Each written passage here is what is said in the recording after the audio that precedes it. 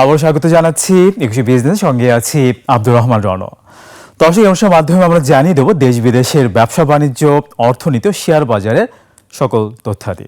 দর্শক, শুরুতে আমরা ঢাকা স্টক এক্সচেঞ্জের খবরাখবর জানবো এবং এই বিষয়ে আমরা বিস্তারিত আলোচনাও করতে চাই। দর্শক, পুঁজিবাজার নিয়ে আমরা কথা বলবো CWT অ্যাসেট ম্যানেজমেন্টের CEO তারেক ইব্রাহিমের সঙ্গে। জনাব তারেক ইব্রাহিম, আপনাকে স্বাগত আমাদের আজকের আয়োজনে। জি, আপনাকে ধন্যবাদ। আজকে আমরা দেখলাম লেনদেন কিন্তু 500 কোটি টাকাও ছাড়াই নাই, 467 কোটি টাকার মতো লেনদেন হয়েছে, যেখানে কিছুদিন আগেও কিন্তু লেনদেন হচ্ছিল 1,500 কোটি টাকার আশেপাশে। হঠাৎ এই যে একটা পতন, লেনদেনের একটা পতন, কিভাবে দেখছেন? ওভারঅল ভলিউম অ্যাক্টিভিটিস যদি আসলে সাস্টেইন পিরিয়ডের জন্য ডিপ্রেস থাকে, তাহলে কিন্তু আসলে মার্কেটের জন্য একটু ঘুরে দাঁড়াতে সময় লাগে। বাট আবার এটার ব্যাপারে একটা কন্ট্রারিয়ান ওপিনিয়ন আছে যে মার্কেট যখন ভলিউম ড্রাই আউট হয়ে যায়, তার মানে বুঝতে হবে যে বাজার হয়তো বটমের দিকে চলে গেছে। আচ্ছা। এটা একটা ব্যাপার। আরেকটা ব্যাপার হলো যে আসলে যেহেতু ইন্ডেক্স লেভেলে একটা কারেকশন হয়েছে, ডে ট্রেডিং যে অ্যাক্টিভিটিস গুলো ছিল বা ইমিডিয়েট নেটিং এর যে সুযোগটা ছিল, সেই সুযোগটা কিন্তু সীমিত হয়ে এসেছে। তো ডে ট্রেডিংটা একটু কমে এসেছে। আর দ্বিতীয়ত হলো যে বিভিন্ন খাতে যে আপনারা বোধহয় বিভিন্ন নিউজ পেপারে দেখা গিয়েছে আসলে যে ফরেন পোর্টফোলিও ইনভেস্টমেন্টের কিন্তু একটা উইথড্রয়াল চলছিল আর কি। আচ্ছা। সো ওই উইথড্রয়ালটার ইম্প্যাক্টে আসলে মার্কেট যখন লিকুইড ছিল, মার্কেট ওই প্রেসারটা নিতে পারছিল। বাট এই মুহূর্তে যেহেতু লিকুইডিটি অপেক্ষাকৃত কমে গেছে, একটু ডিফিকাল্ট টাইম, মানে মার্কেটের লিকুইডিটিটা একটু কমে গেছে। আচ্ছা আচ্ছা। তার মানে আপনি যেটা বলছিলেন, বেশ খানিক ড্রাই হয়ে গেছে, সেল প্রেশারটা কমে গেছে।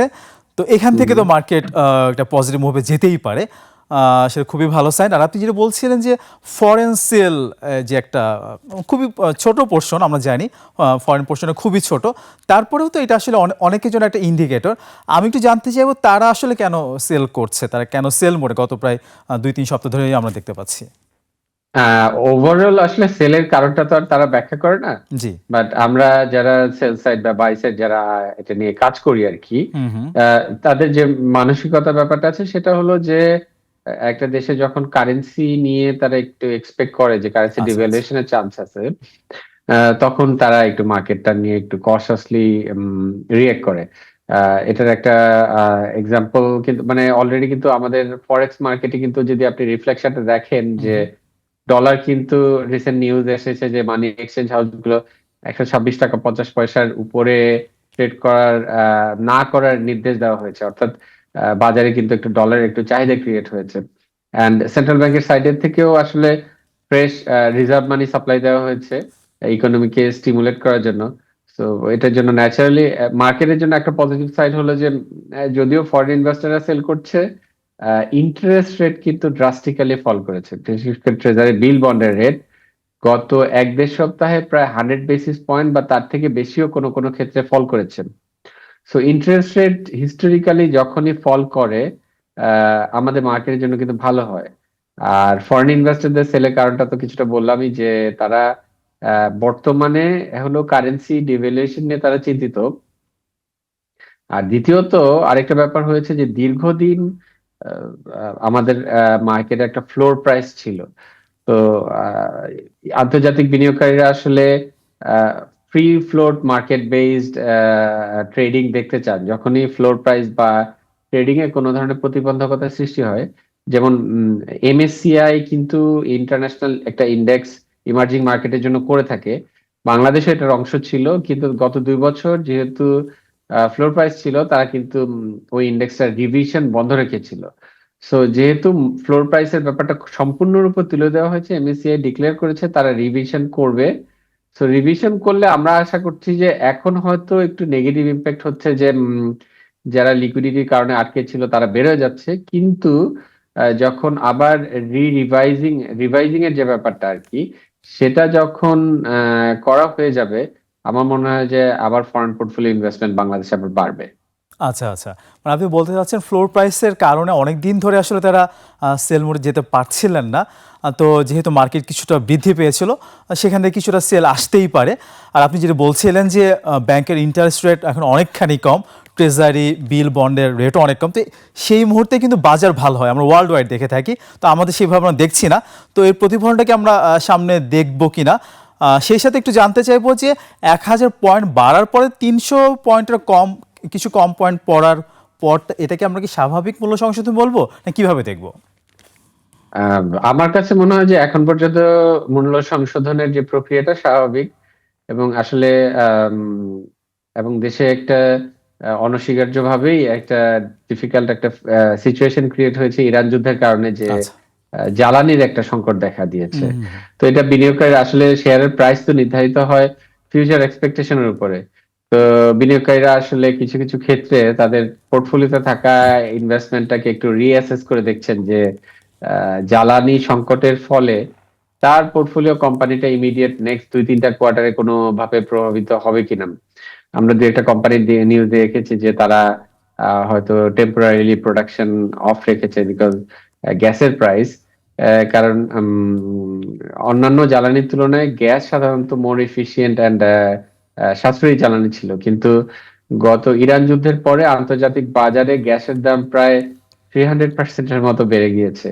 তো এটার কারণে কিন্তু অনেক কান্ট্রিতে এই সমস্যা হচ্ছে। ইভেন অয়েলের প্রাইসও কিন্তু প্রায় অন অ্যান অ্যাভারেজ $70 রেঞ্জ বা তার নিচের রেঞ্জে ছিল, সেটা কিন্তু এখন $90 রেঞ্জের আশেপাশে প্রায় ওঠানামা করে। এবং গভর্নমেন্টকে যখন স্পট পারচেস করতে হয় তখন কিন্তু আরো অনেক প্রিমিয়াম দিয়ে গ্যাস বা তেল কিনতে হয়।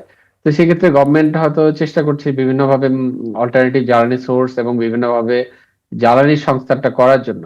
কিন্তু এই জ্বালানির সংস্থানটা যতদিন পুরোপুরি আমরা পাইপলাইনে না পাচ্ছি, এটা নিয়ে এক ধরনের আশঙ্কা কাজ করছে যে দেশে কি অলরেডি এক ধরনের আম, একটা পরিবর্তনের পরে কিন্তু এখনো ইকোনমি ফুললি রিভাইভাল যেটা বলে রিস্টার্টিং, সেই কাজটা এখনো অনগোয়িং। সো ওইটার কারণে একটা ইম্প্যাক্ট বাজারে পড়েছে। বাট সেই হিসাবে কিন্তু বাজারের কারেকশন লেভেলটা আমি মনে করি যে 1,000 পয়েন্ট বেড়ে 300 পয়েন্টটা কিছুটা কমতেই পারে। বাট লিকুইডিটি যেহেতু ইমিডিয়েটলি আমরা দেখছি না, বাট আমরা এক্সপেক্ট করতেছি ব্যাংকের রেটস যেহেতু ফল করছে, মার্কেটে আবার কোনো না কোনো ভাবে লিকুইডিটিটা আসবে। এবং এই লিকুইডিটিটা যখন আসবে, যে কোম্পানিগুলো ভালো ভালো করছে বা করবে তাদের কিন্তু ভ্যালুয়েশন একটা নতুন লেভেলে সেট হবে। আচ্ছা, আচ্ছা। আমরা তো বলছিলাম যে শুনছিলাম যে গ্যাস বিদ্যুতের সংকট আমাদের দেশেই তো রয়েছে। তো সেক্ষেত্রে ম্যানুফ্যাকচারিং যে কোম্পানিগুলো বিশেষ করে জুন হুম ক্লোজিং হুম। যে কোম্পানিগুলো সামনে ডিভিডেন্ড আসতে যাচ্ছে, সেগুলো ডিভিডেন্ডে একটা প্রভাব পড়তে পারে এটা সবাই বলছেন। কতখানি প্রভাব পড়তে পারে? তার কোনো প্রভাব আছে কিনা আসলে পুঁজিবাজারে? আহ, দু একটা কোম্পানির লে অফ নিউজ এসেছে যে তারা হুম, টেম্পোরারি প্রোডাকশন বন্ধ রাখবে।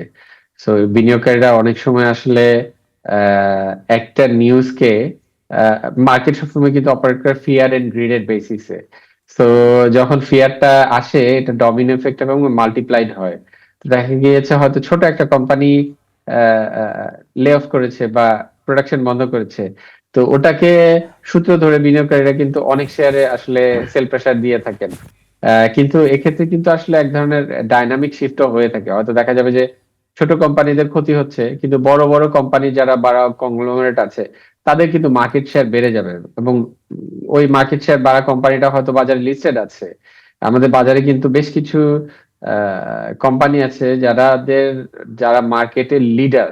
সো ওই কোম্পানিগুলোর কিন্তু ভালো হতে পারে। তো বিনিয়োগকারীরা হয়তো বা ইমিডিয়েটলি মার্কেট এটাকে ডিসকাউন্ট করছে না, but in the long run যখন আবার দেখা যাবে যে এই ক্রাইসিস মোমেন্টের মধ্যেও যারা উইনার হিসেবে বেরোয় আসবে, তাদের কিন্তু শেয়ারের একটা প্রাইসিং হয়ে যাবে। তো বিনিয়োগকারীদের ওই ব্যাপারটা একটু খেয়াল রাখতে হবে। আর অবভিয়াসলি ডিফিকাল্ট টাইমসে শেয়ার ধরে রাখাটা ডিফিকাল্ট, বিকজ আমাদের একটা টেন্ডেন্সি আছে, এটাকে বলে FOMO, fear of missing out. আচ্ছা, অর্থাৎ আচ্ছা। বাড়ার সময় না পোর্টফোলিওতে শেয়ার না থাকলে মনে হয় যে রিটার্নটা মিস হয়ে গেল। আর যখন পড়তে থাকে তখন যদি আমরা মনে হয় যে পোর্টফোলিওটা সবাই বিক্রি করে দিয়েছে, লস মিনিমাইজ করেছে বা লাভটা রিয়েলাইজ করেছে, আমি যদি রিয়েলাইজ না করি তাহলে I will be the loser. But in the long run আসলে আপস এন্ড ডাউনস প্রেডিক্ট করা খুব ডিফিকাল্ট।